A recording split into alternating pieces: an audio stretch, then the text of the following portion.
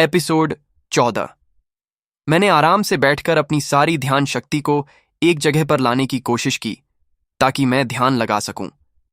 जैसे ही मैं ध्यान में जाने वाला था, मैंने उस अंगूठी को अपने हाथ में लिया और अपनी सारी जादुई ताकत और धीरज को उस अंगूठी में भेजने की कोशिश करने लगा। मैं अपनी आंखें बंद करके उस अंगूठी के बारे में सोचने लगा और यह जानने का प्रयास कर रहा था कि उसकी असली ताकत क्या है। मैं यह भी सोच रहा था कि यह अंगूठी मुझे अपनी खूबियां दिखाए। फिर मैंने अपनी आंखें खोलीं और देखा कि अंगूठी के ऊपर एक छोटा सा हरे रंग का बॉक्स बना हुआ है जिसमें अंगूठी के बारे में जानकारी लिखी थी। सिस्टम, आपको मामूली स्वास्थ्य वाली अंगूठी मिली है। इसकी मजबूती 10-10 है। असर, इसे पहनने वाले को 10 स्वास्थ्य अंक मिलेंगे। सिस्टम, बधाई हो, आपने एक नया मंत्र सीखा है, पहचान। इस मंत्र का उपयोग करके आप किसी भी चीज के छिपे हुए गुणों को जान पाएंगे।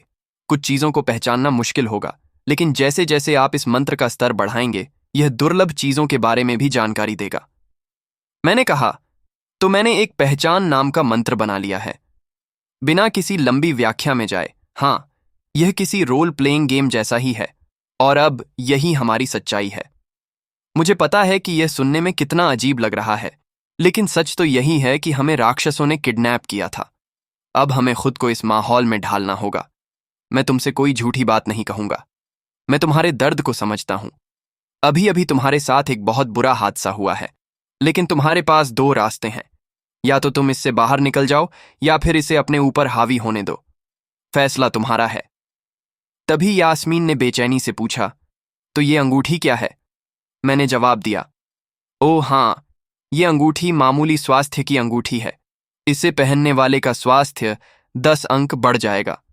तो अगर ये सब हो गया हो, तो क्या विजय उस गलियारे की जांच कर सकता है और फिर हम आगे बढ़ सकते हैं या फिर पीछे हट सकते हैं, जैसी जरूरत होगी। विजय ने उत्सुकता से कहा, ठीक है, चलो चलते हैं। मैं गलियारे की बाईं दीवार के साथ आगे बढ़ा और विजय प्रवेश द्वार के पास दाहिनी दीवार के साथ।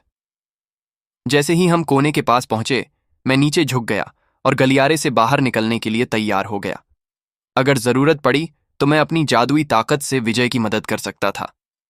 विजय ने मुंह से कहा, 1 2 3, फिर कोने में झांका और रुक गया। उसने अपने हाथों को ऊपर नीचे किया, फिर उन्हें आगे पीछे हिलाया, जिससे पता चला कि आगे एक सीधा गलियारा है।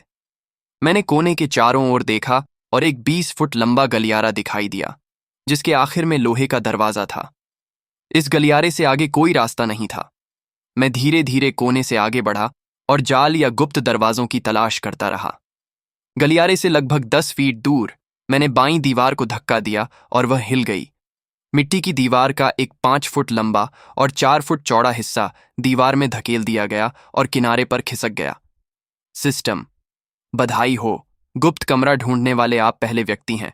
आपको एक बोनस मिला है, गुप्त भावना 1। अब आपके पास काल कोठरी यानी कि डंजन के अंदर छिपे हुए रहस्य ढूंढने की ज्यादा संभावना होगी। इस बोनस को बढ़ाने के लिए और गुप्त दरवाजे और कमरे तलाशें। खुले हुए रास्ते को देखकर मैंने यह सुनिश्चित किया कि वहां कोई दुश्मन नहीं है। फिर मैंने पीछे मुड़कर विजय को देखा। वह मुझे हैरानी और उत्साह से देख रहा था। मैंने उसकी ओर इशारा किया। फिर मैंने 2 उंगलियों से दालान और दरवाजे की ओर इशारा किया।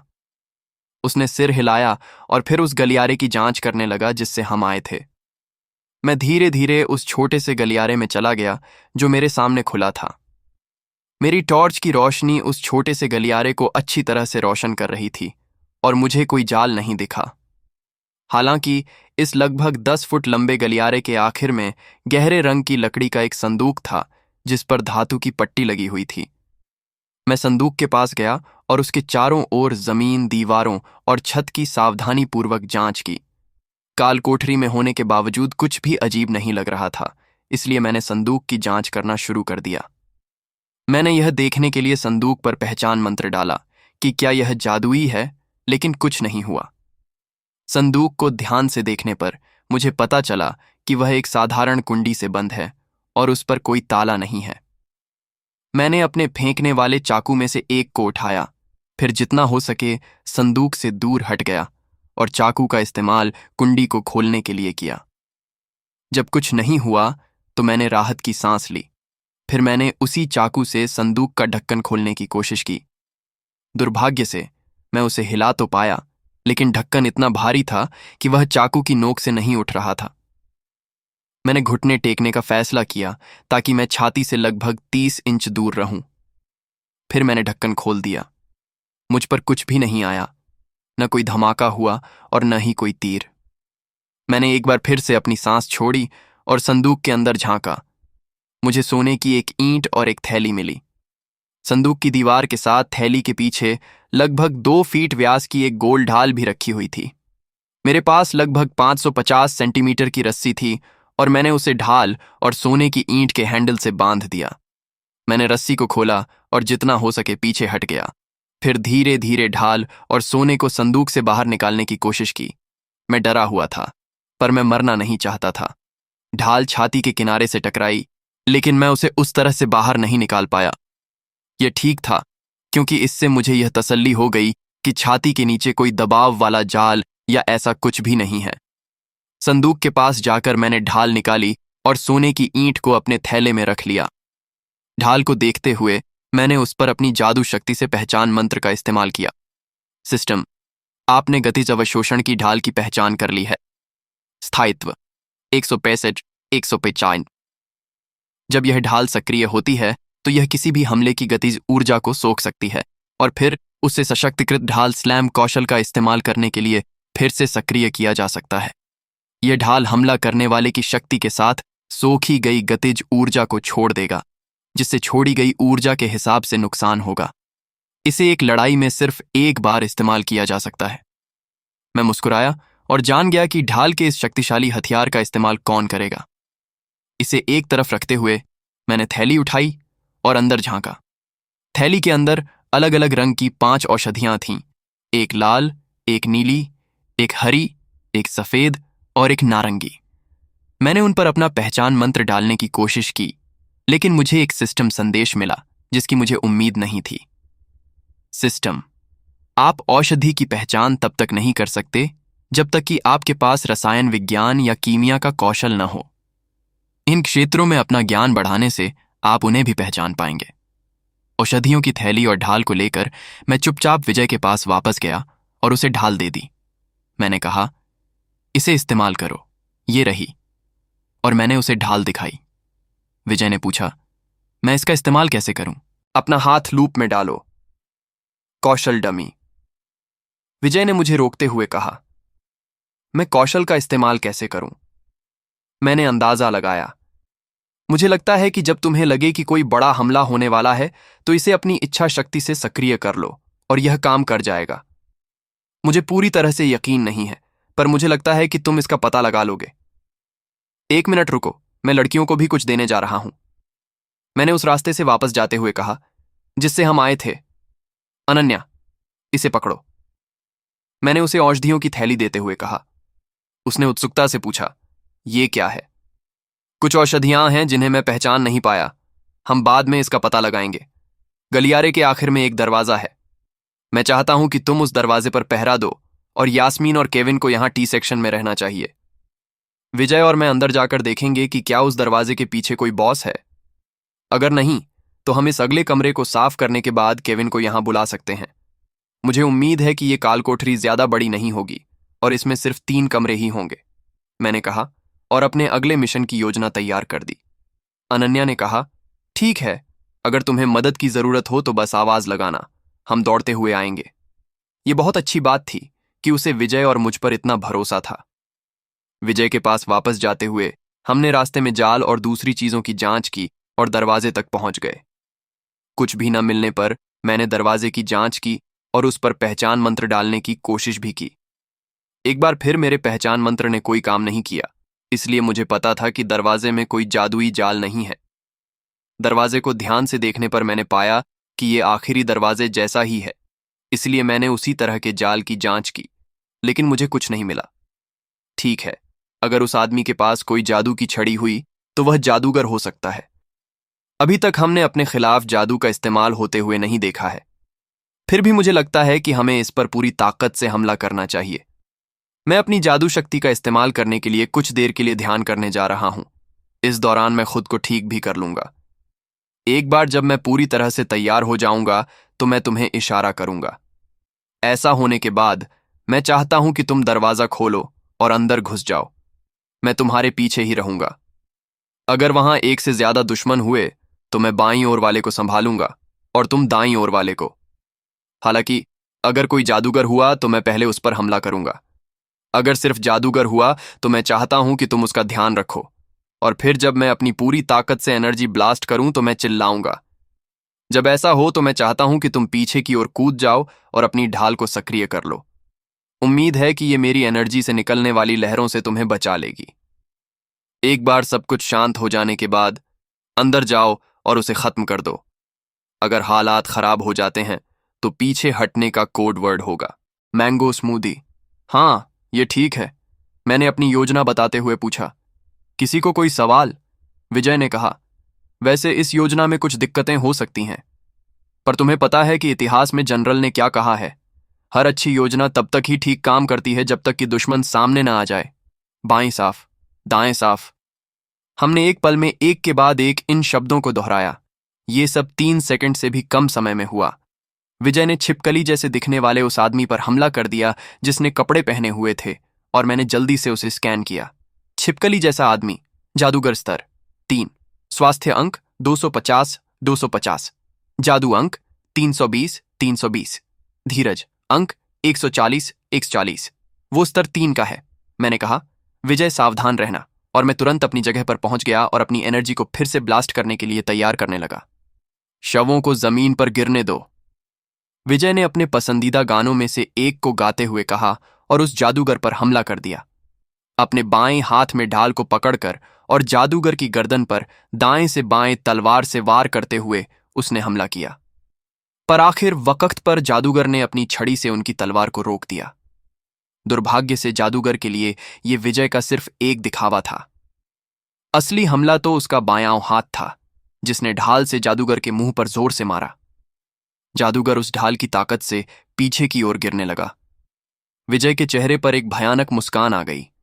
फिर उसने एक पल के लिए ध्यान लगाया और फिर दहाड़ने लगा। उसकी दहाड़ से मेरा ध्यान लगभग भंग हो गया, क्योंकि मैंने पहले कभी किसी को इतनी जोर से चिल्लाते हुए नहीं सुना था। मैंने देखा कि उसकी त्वचा से लाल रंग की धुंध निकल रही है और फिर उसके चारों ओर इकट्ठी होकर उसे राक्षस जैसा बना रही है। फिर वो आगे बढ़ा और अपनी तलवार को जादूगर के शरीर में घुसाने की कोशिश की। जादूगर ने हमले से बचने की कोशिश की और उसने ऐसा कर भी लिया, लेकिन शायद वो अपने कपड़ों पर थोड़ा सा फिसल गया था, क्योंकि वो मेरी ओर गिरने लगा था।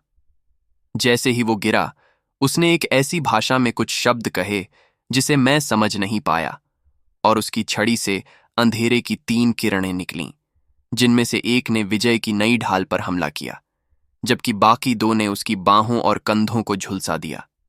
जिस वक्त उसने किरणें चलाई थीं, उसी वक्त विजय की तलवार ने उसके ऊपरी कंधे पर वार किया था। ये सिर्फ एक खरोंच थी, पर हम घाव से खून बहते हुए देख सकते थे। किरणों से विजय पर कोई असर नहीं हुआ, क्योंकि उसने अपनी तलवार वापस खींची। इससे पहले कि जादूगर पूरी तरह से अपने पैरों पर खड़ा हो पाता, विजय ने अपनी ट्रेनिंग के दौरान सीखे गए एक कौशल का इस्तेमाल किया, लात मार। अपने कौशल का इस्तेमाल करते हुए विजय ने छिपकली जैसे दिखने वाले आदमी के पैरों के बीच में लात मारी। क्योंकि वो अपने पैरों पर वापस खड़े होने की कोशिश कर रहा था, विजय का घुटना कमर के आसपास नहीं लगा।